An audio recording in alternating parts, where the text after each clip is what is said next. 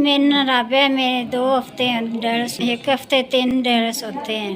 अबू मेरा खेती बाड़ी करता थे, मसे डेढ़ करवाए सी। अबू मेरे ने पिछली दफ़ा मैं रह गई से ते डे के पैसे जमा किए, मैं समान ही नहीं मिला सी। एड्डी दूर लैके आया 20 ते लैके आया सी, सन रात इतनी पै गई।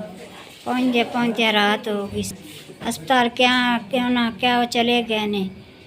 ਹੁਣ ਮੈਨੂੰ 3 ਕਿੱਟਾਂ ਮਿਲੀਆਂ ਹੈਗੀਆਂ, ਸਾਡੇ 3 ਸੈੱਟ ਤੇ 3000 रुपया मिला हैगा। बहुत बहुत ज़्यादा शुक्रिया, मेरा अल्लाह भला करे, मेरी तरह की ज़िंदगी करे। यस ਤੁਹਾਡਾ ਸ਼ੁਕਰੀਆ। ਤੁਹਾਡੀਆਂ ਭੇਜੀਆਂ ਹੋਈਆਂ 6 ਕਿੱਟਾਂ ਤੇ 6000 ਰੁਪਇਆ ਮੈਨੂੰ ਮਿਲਿਆ। ਪਿਛਲੀ ਦਫਾ ਮੈਂ ਲੇਟ ਹੋ ਗਈ ਸੀ ਤੇ ਮੈਨੂੰ ਕੁਝ ਨਹੀਂ ਮਿਲਿਆ। ਇਸ ਦਫਾ ਮੈਨੂੰ 3 ਹਫ਼ਤੇ ਦਾ ਸਮਾਨ ਮਿਲ ਗਿਆ। ਐਸਵੀਐਸ ਤੁਹਾਡਾ ਬਹੁਤ ਸ਼ੁਕਰੀਆ। अल्लाह तुहाडे बच्चों तुहाडे वास्ते बेहतरीन सदका जारिया बनावे, तुहाडी अखां दी ठंडक बनाए, अल्लाह इन्हां नूं नेक बनाए।